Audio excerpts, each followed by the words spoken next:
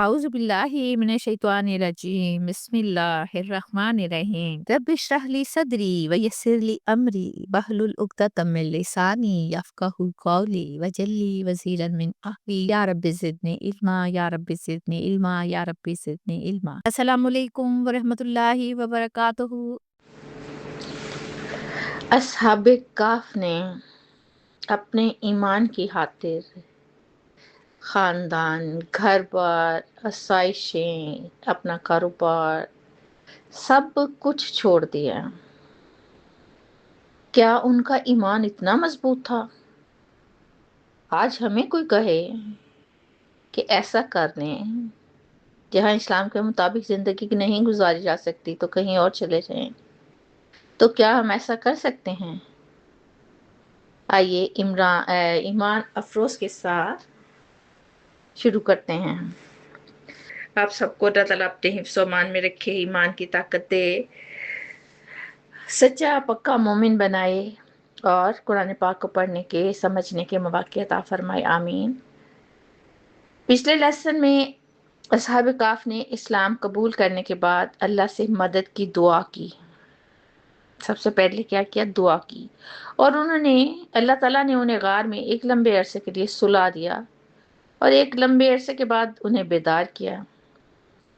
مشرکین مکہ اس واقعے کے بارے میں مختلف رائے رکھتے تھے۔ یہاں اللہ تعالیٰ خود نبی پاک صلی اللہ علیہ وسلم کو واقعہ سنا رہے ہیں تاکہ اس کی حقانیت سب پر ظاہر ہو جائے۔ آج ہم پڑھیں گے سورۃ الکہف کی آیت نمبر 14۔ وَرَبَطْنَا، اور ہم نے باندھ دیا، عَلَىٰ قُلُوبِهِمْ، ان کے دلوں پر، یعنی مضبوط کر دی ان کے دل، اس کام جب وہ کھڑے ہوئے، فَقَالُوا رَبُّنَا، تو انہوں نے کہا ہمارا رب السماوات والارض، آسمانوں اور زمین کا رب ہے، لن ندعو، ہرگز نہیں ہم پکاریں گے، من دونہ ہی، اس کے سوا، الہن، کسی کو معبود، لقد قلنا، اگر ہم ایسا کریں گے تو بلا شبہ، یقیناً ہم نے کہی، اذن شتاتا، اس وقت زیادتی کی بات۔ اللہ سبحانہ وتعالیٰ اس آیت میں فرماتے ہیں کہ ہم نے ان نوجوانوں کے دلوں کو باندھ دیا، یعنی مضبوط کر دیا، حوصلہ بخش دیا۔ کب ہمت دی؟ جب وہ حق کے اعلان کے لیے سامنے آئے تھے۔ یہ تو علم ہے کہ وہ ایسے معاشرے سے تھے جہاں شرک کا راج تھا، لیکن کسی بھی کام پر ثابت قدم رہنے کے لیے ہمت تو اللہ کی طرف سے عنایت ہوتی ہے نا۔ انسان اپنی طاقت سے ہمیشہ مقابلہ نہیں کر سکتا، لیکن جب اللہ تعالیٰ دل کو مضبوط کر دے تو کمزور انسان بھی بڑے بڑے ظالموں کے سامنے ڈٹ جاتا ہے۔ یہاں کھڑے ہونے سے مراد حق کے لیے اٹھ کھڑے ہونا ہے۔ دیکھیں، ایمان کو دل میں چھپا کر تو رکھا نہیں جا سکتا، اس کا اظہار بھی ضروری ہے۔ ان نوجوانوں نے خاموش رہنے کی بجائے کھل کر اعلان کیا کہ ہمارا رب آسمانوں اور زمین کا رب ہے، یعنی ربوبیت، حاکمیت اور عبادت کا حق صرف اللہ کو حاصل ہے۔ یہ ایک عقیدہ نہیں ہے، بلکہ مکمل طور پر ایک نظریہ حیات ہے جس پر آپ پوری زندگی گزارتے ہیں۔ پوری کائنات کا مالک، رزق دینے والا، حکومت حقیقی، اسی کی عبادت کا مستحق صرف اللہ ہے۔ کسی انسان، بادشاہ، بت یا فرشتے کو خدائی کا حق حاصل نہیں ہے۔ ان نوجوانوں نے کہا کہ ہم کسی قیمت پر اللہ کے سوا کسی کو معبود نہیں مانیں گے، نہ اسے دعا کریں گے اور نہ اس کی عبادت کریں گے۔ کتنا زبردست عقیدہ تھا! نہ اس کے سامنے جھکیں گے۔ تمام انبیاء علیہ السلام کی دعوت کا بھی تو یہی بنیادی پیغام تھا نا۔ اور پھر وہ کہتے ہیں کہ اگر ہم اللہ کے سوا کسی اور کو معبود مان لیں گے تو یہ حق سے بہت دور، انتہائی بیہودہ اور عقل و فطرت کے خلاف بات ہوگی۔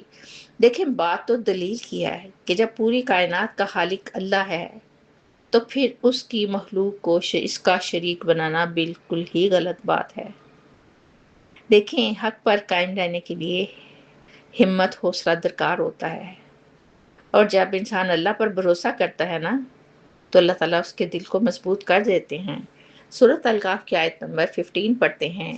ہؤلاء قومنا، یہ ہماری قوم ہے، اتخذوا، انہوں نے بنا لیے ہیں، من دونہ آلہہ، اس کے سوا کئی معبود، لولا یاتونا، کیوں نہیں وہ لاتے علیہم ان کے مبعوث ہونے پر بسلطان بینی، کوئی واضح دلیل، فمن اسلم، پھر کون زیادہ ظالم ہے، ممن افترا، اس سے جو باندھے اللہ کاذباً، اللہ تعالیٰ پر جھوٹ۔ اہل کاف نے جب توحید کا اعلان کیا تو صرف یہ نہیں کہا کہ ہم اللہ کو مانتے ہیں اور حق پر ایمان لے آئے ہیں، انہوں نے اس وقت اپنی قوم کے بارے میں بھی سوچا کہ وہ کس طرح مشرک قوم ہے اور اللہ کے ساتھ انہوں نے کس چیز کو شریک بنا رکھا ہے، اور کبھی کئی قسم کے بت اور معبود بنا رکھے ہیں۔ اس آیت میں بھی وہ اس بات کا اظہار کر رہے ہیں کہ یہ ہماری قوم کے لوگ ہیں جو حق کو قبول کرنے کی بجائے شرک کرتے ہیں۔ وہ کم عقلی کی بنا پر اپنے باپ دادا کی پیروی کرتے ہیں۔ بات تھوڑی سی غور سے سنیں، وہ کم عقلی کی بنا پر اپنے باپ دادا کی پیروی کرتے ہیں۔ ان کے خیال میں ان کے والدین اور آباء و اجداد کوئی ناسمجھ تو نہ تھے، اس لیے ان کی اندھی تقلید کرتے تھے۔ جیسے فرض کر لیں کہ وہ درست کہتے ہیں، ان کی بات میں وزن ہے، تو وہ دلیل اس کے لیے پیش کیوں نہیں کرتے؟ وہ یہی بات اپنی قوم سے پوچھتے ہیں کہ اگر تم نے اللہ کے سوا دوسرے شریک بنا رکھے ہیں تو اس کی کوئی واضح دلیل پیش کرو۔ یہ دراصل قرآن پاک کا طریقہ ہے کہ دلیل سے بات کرو، کیونکہ قرآن پاک ہر معاملے کی دلیل پیش کرتا ہے۔ دین اسلام یہ نہیں کہتا کہ بغیر سوچے سمجھے مان لو، بلکہ دلیل، عقل، فطرت اور وحی کی بنیاد پر ایمان لانے کی دعوت دیتا ہے۔ اہل کاف گویا یہ کہہ رہے ہیں اگر واقعی اللہ کے علاوہ کوئی عبادت کے لائق ہے تو اس کے حق میں کوئی آسمانی دلیل، عقلی دلیل یا فطری دلیل پیش کرو، مگر ایسی تو کوئی دلیل موجود ہی نہیں۔ دیکھیں جو دعویٰ کرے اسی پر دلیل لازم آتی ہے نا۔ جو شخص اللہ کے ساتھ کسی کو شریک ٹھہراتا ہے اسی ثبوت پیش کرنا ہوتا ہے نا کہ اس شریک کو خدائی کا حق حاصل کیوں ہے۔ چونکہ ایسی کوئی دلیل ہے ہی نہیں، اس لیے شرک صرف محض گمان اور خواہشات کا نام ہے۔ آخر میں نوجوانوں نے کہا کہ اس شخص سے بڑا ظالم کون ہوگا جو اللہ پر جھوٹ باندھے۔ دیکھیں ظلم کے اصل معنی ہے کسی چیز کو اس کی صحیح جگہ سے ہٹا دینا۔ عبادت ہو، اطاعت ہو اور بندگی صرف اللہ ہی کے لیے ہے، اور جب یہ حق ہم کسی اور کو دے دیتے ہیں نا تو یہ سب سے بڑا ظلم بن جاتا ہے۔ اس لیے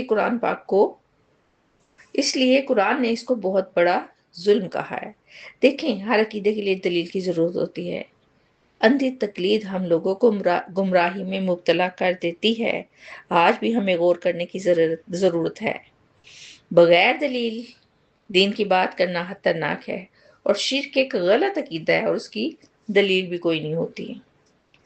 سورۃ الکاف کی آیت نمبر 16 پڑھتے ہیں، وَإِذَا تَعْزَلْتُمُوهُمْ، اور جب تم الگ ہو گئے ان سے، وَمَا يَعْبُدُونَ، اور ان سے جن کی وہ عبادت کرتے ہیں، إِلَّا اللَّهَ، ہاں اللہ کے سوا، فَأْوُوا إِلَى الْكَهْفِ، تو تم پناہ لو غار کی طرف، يَنشُرْ لَكُمْ، کھول دے گا تم پر، ربکم من رحمتہ، تمہارا رب اپنی رحمت سے، وَيُحْيِي لَكُمْ، اور مہیا کر دے گا تمہیں یا تمہارے لیے، من امرکم مرفاقا، تمہارے معاملے میں کوئی سہولت۔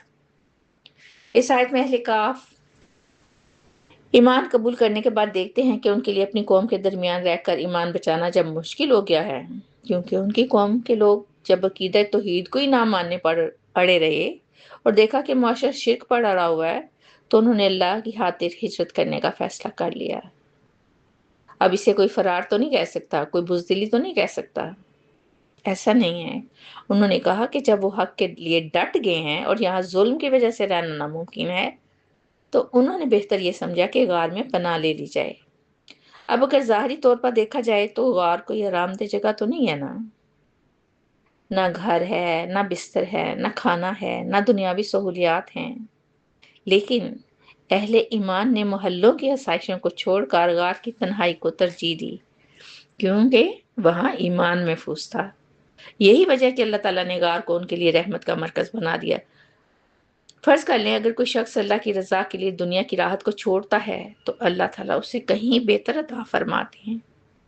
اور انہوں نے ایک دوسرے کو یہ کہا کہ تمہارا رب تمہارے لیے اپنی رحمت پھیلا دے گا۔ دیکھیں اہل کاف کے پاس ظاہری وسائل تو نہیں تھے، مگر ان کو اللہ کی رحمت پر کامل یقین تھا۔ جب انسان قربانی دیتا ہے نا تو اللہ تعالیٰ ایسے ایسے راستے کھولتے ہیں جن کا گمان بھی نہیں کیا جا سکتا۔ ہم دیکھتے ہیں غار محفوظ پناہ گاہ بن گیا، سورج کی روشنی کا خاص انتظام ہو گیا، ان کی حفاظت ہوئی، ان کا ذکر قیامت تک کے لیے زندہ کر دیا گیا۔ پھر ایک دوسرے کو تسلی دیتے ہوئے کہتے